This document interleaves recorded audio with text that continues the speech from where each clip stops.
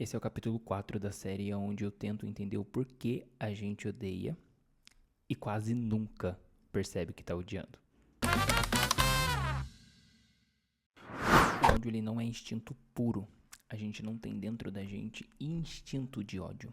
A gente tem dentro da gente formas sociais de como aprender o ódio. Ou seja, é repetição da sociedade. É repetição do ambiente. É repetição do aprendizado social.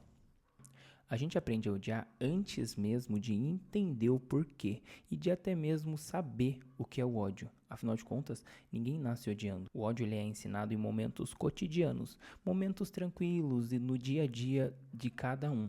Como o ódio é ensinado? Vamos dar exemplos cotidianos.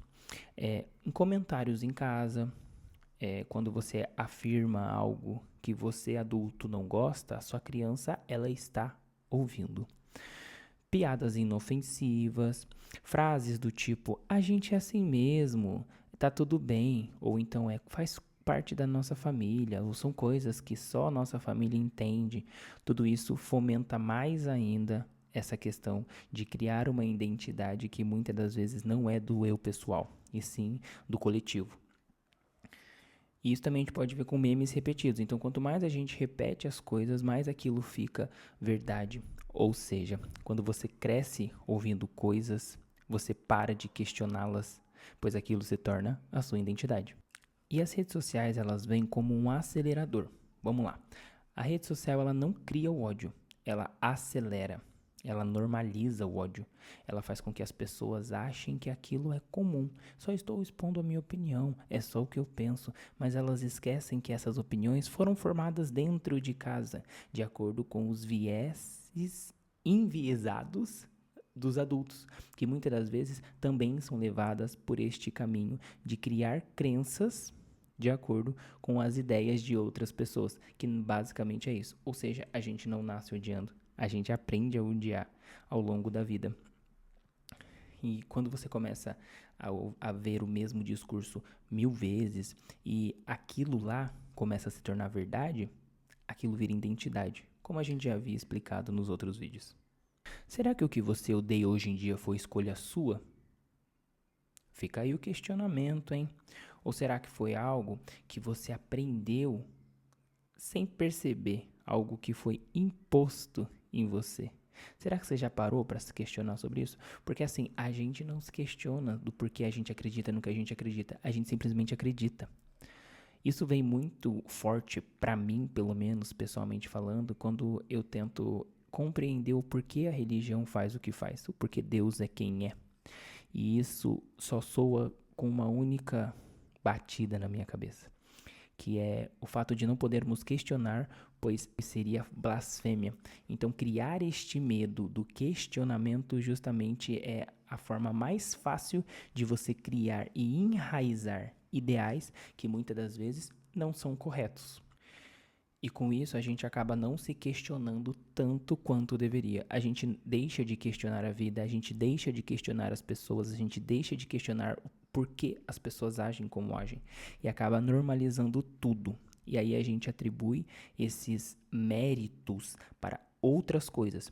É culpa da internet, é culpa de falta de estrutura familiar, é culpa de uma família disfuncional, é culpa da sociedade, é culpa da classe minoria, é culpa dos pretos, é culpa dos gays, é culpa das mulheres. E a gente acaba percebendo que nunca se é falado da real culpa, que é a da identificação com a normalização de tudo que acontece.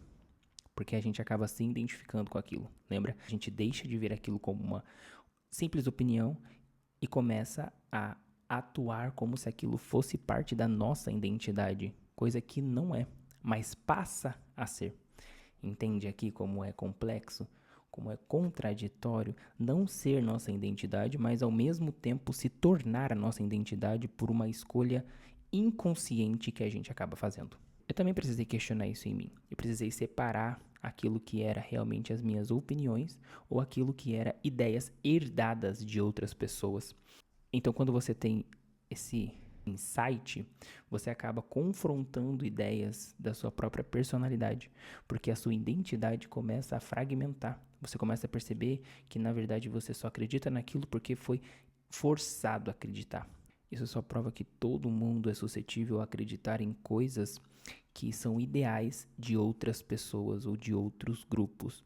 E muitas das vezes esses ideais nem batem tão forte assim. É só o fato mesmo da repetição, é só o fato mesmo da identificação com o assunto que faz com que a gente traga aquilo para nossa própria identidade e comece a defender aquela ideia como se ela fosse parte do nosso corpo.